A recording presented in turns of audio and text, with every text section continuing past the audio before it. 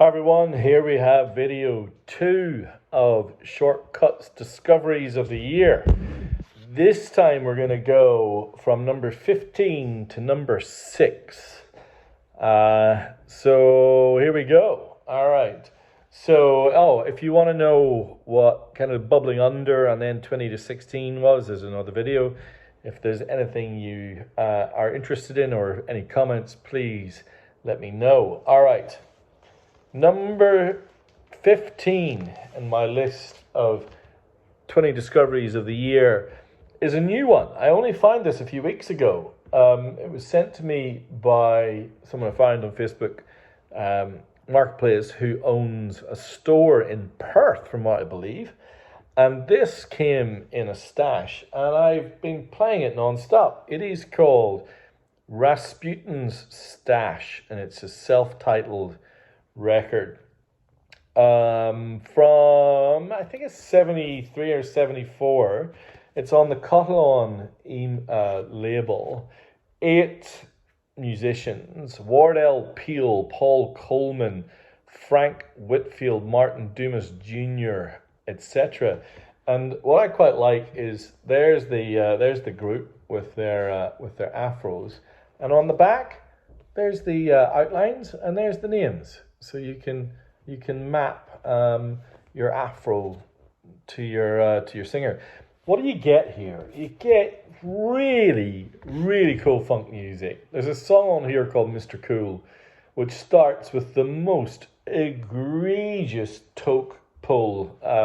2 complete stoners discussing Mr. Cool before the drums drop and this thing kicks in with these hand claps that were then subsequently sampled by Beck, I believe, on Odelay. And there's loads of other really, really great tunes. The opening track, Your Love Is Certified, is right up there. It's a lot of fun. Vocally, kind of good, not the best, but it's the musicianship and just the sense of I think there's a certain amount of cheese that's attached to this now, and over the years, I think it's become a little bit more cheesy, but in a good way with these guys, because they're so playful and fun in the first place. That's Rasputin's Stash. That's number 15. All right, number 14 is something very different. I've been looking for a copy of this for ages, and I've resisted listening to it on vinyl or on streaming, because I read about this record and I wanted to hear it. It is called Phases and Stages by Willie Nelson. By reputation, one of the greatest concept albums ever, not just a concept album in the country sphere, but in general. You can see it's still in the shrink wrap. It's a US pressing on the Atlantic label, and there's plenty of pressings out there of this record if you can find it. Vinyl Me Please are making it an Essentials Record of the Month, I think in March of next year, which I'm very much looking forward to.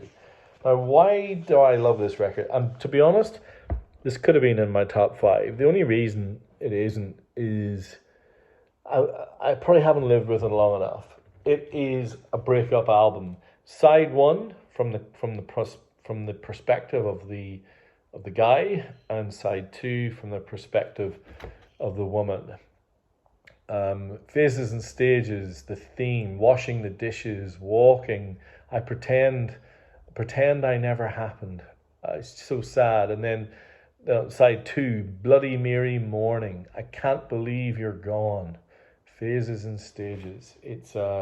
It's really, really, really lovely and really subtle in places, clever. Yes, it's a beautiful record. That's number 14 in my discoveries of the year. Number 13 is another from the Blue Note series. This is not in my earlier list. I had Duke Pearson's The Phantom, which was on the Tone Poet series. This is on Classic Vinyl series. This is called Moon Rappin' by Brother Jack McDuff, who organist.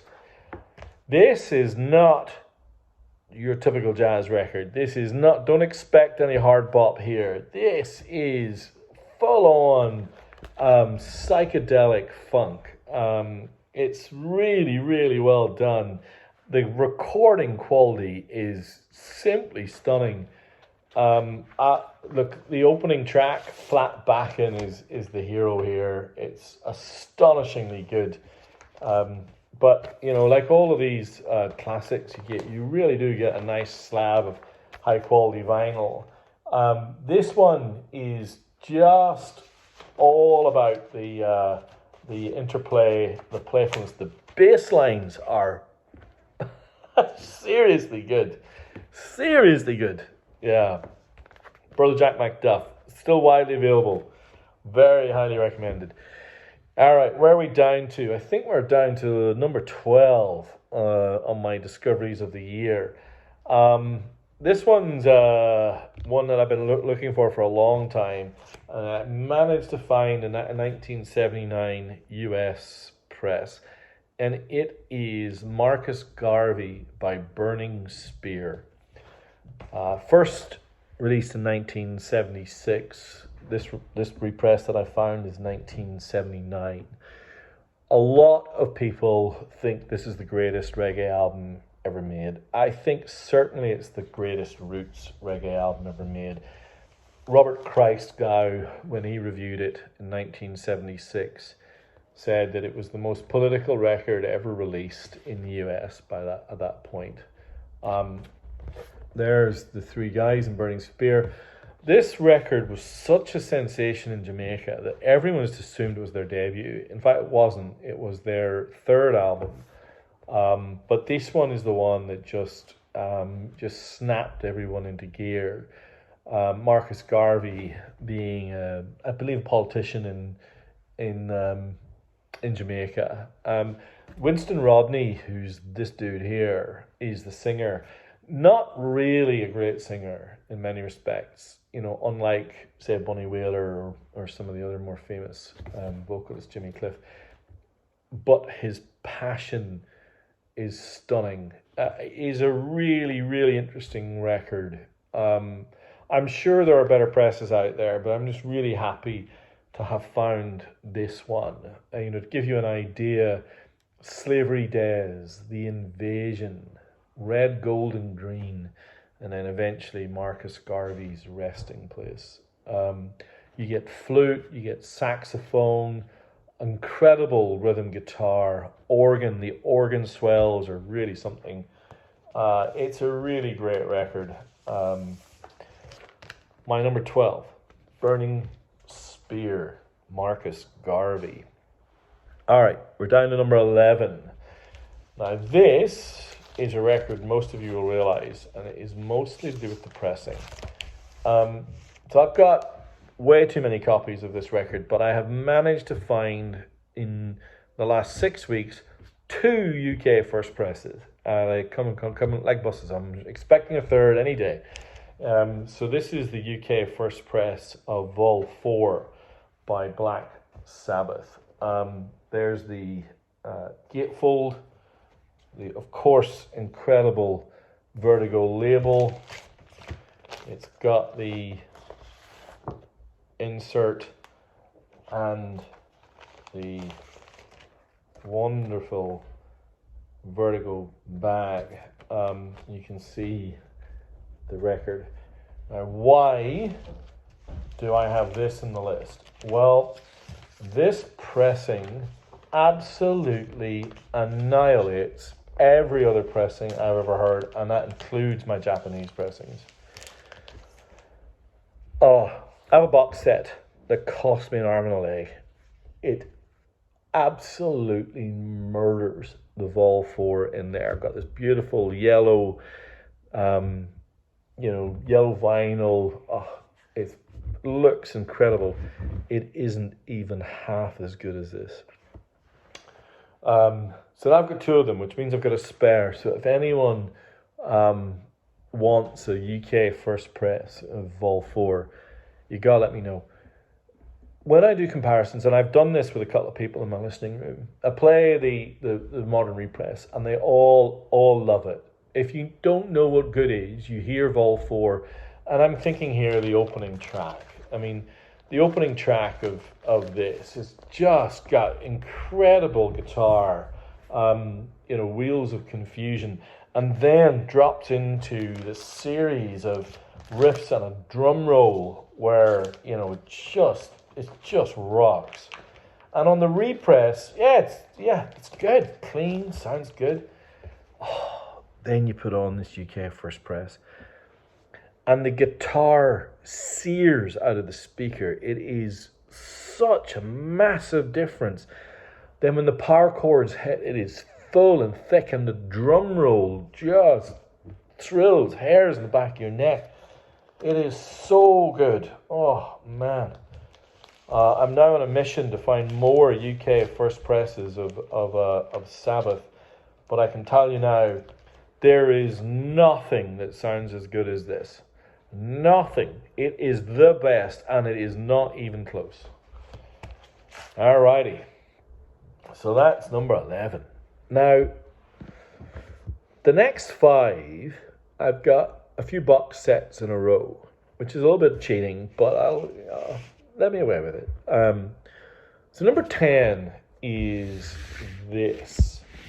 It is The Story of Zamrock.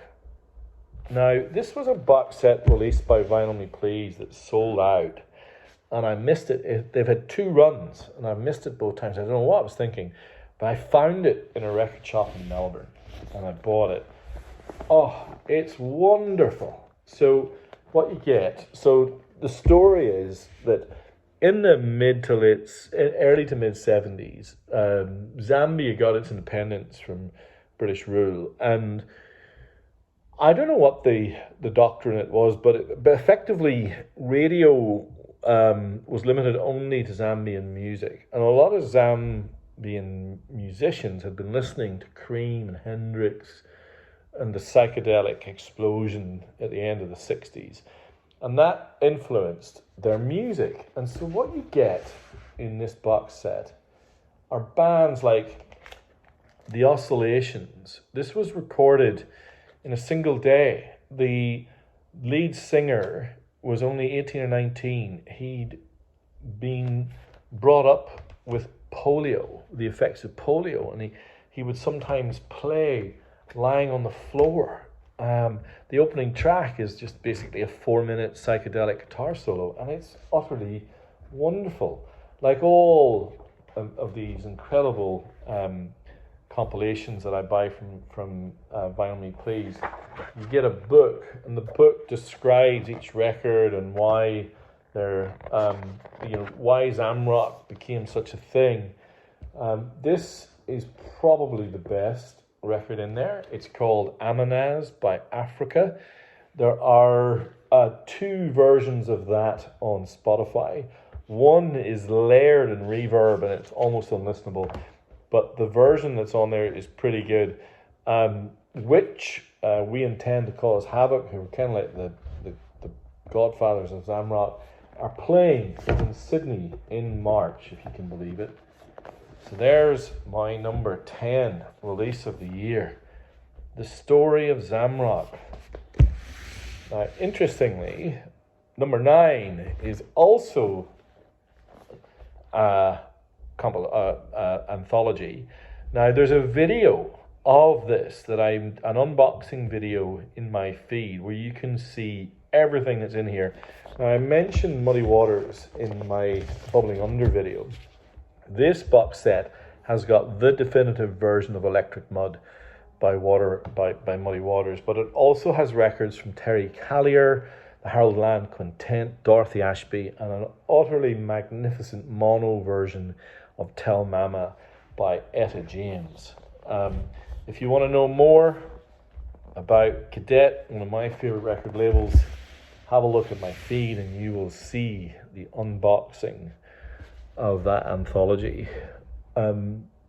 It's interesting, as I've lived with this box set now for most of the year, and by the way, you can still get this on from Vinyl Me Please. It hasn't sold out yet, although I understand the numbers are now low.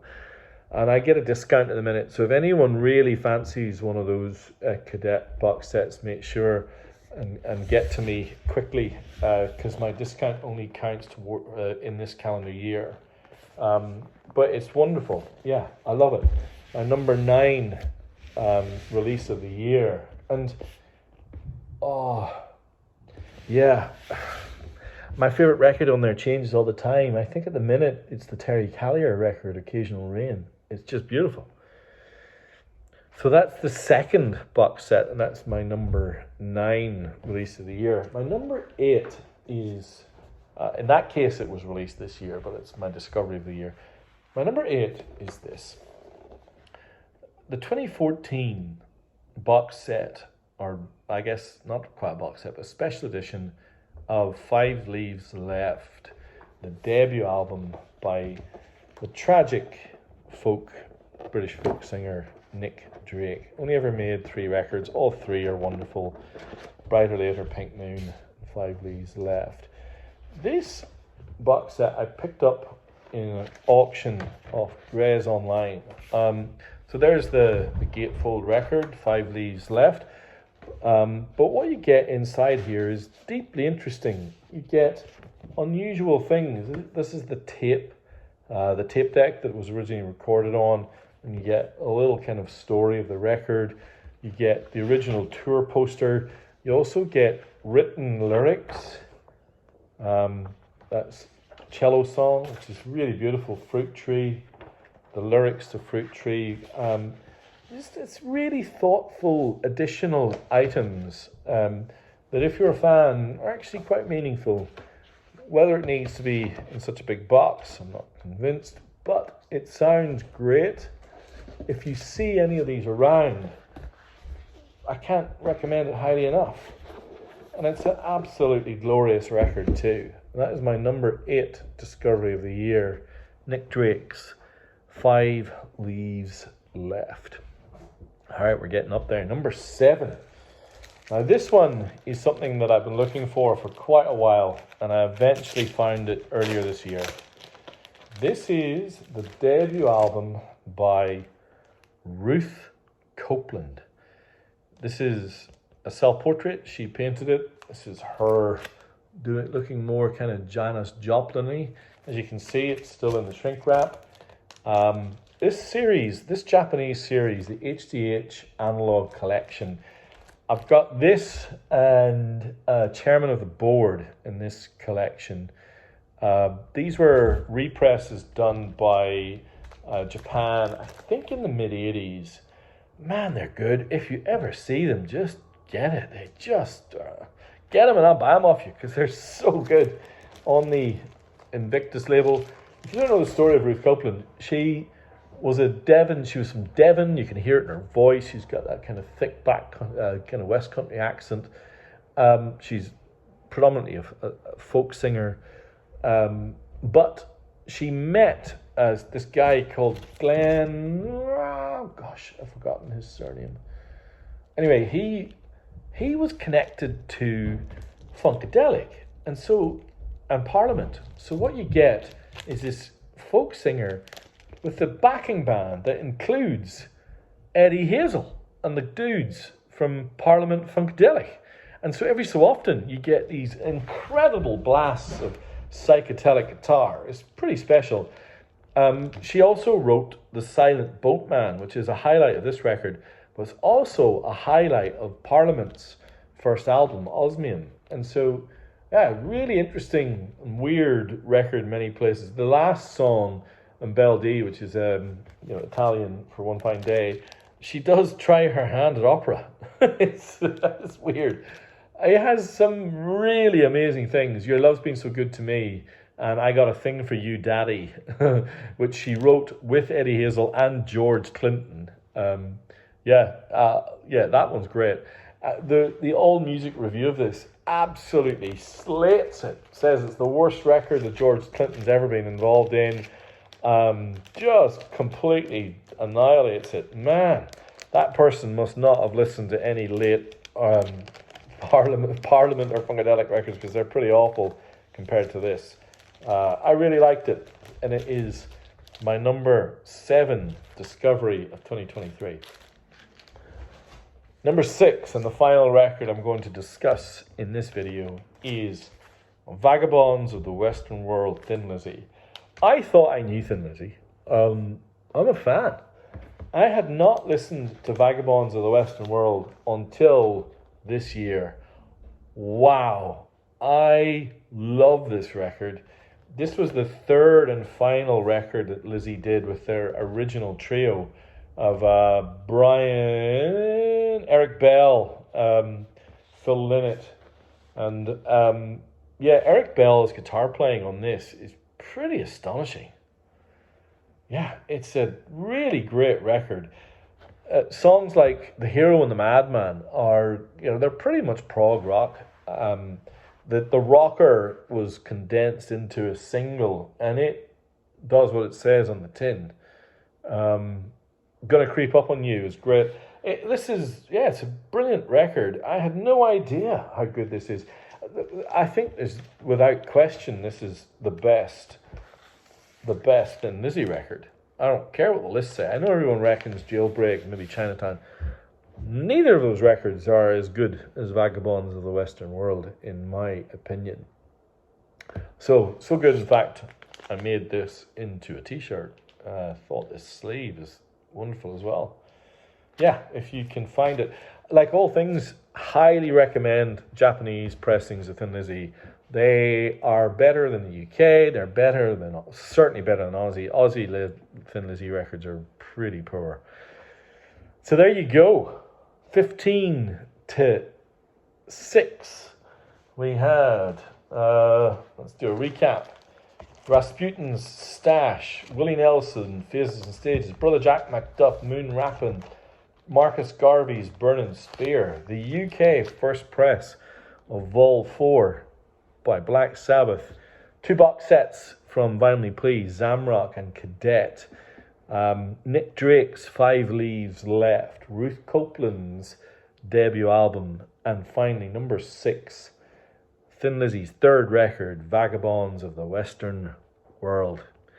Alright, hopefully you enjoyed that. Please leave some comments. Let me know some records that you think I might enjoy, and I will come back to you with number 5 to 1 very soon.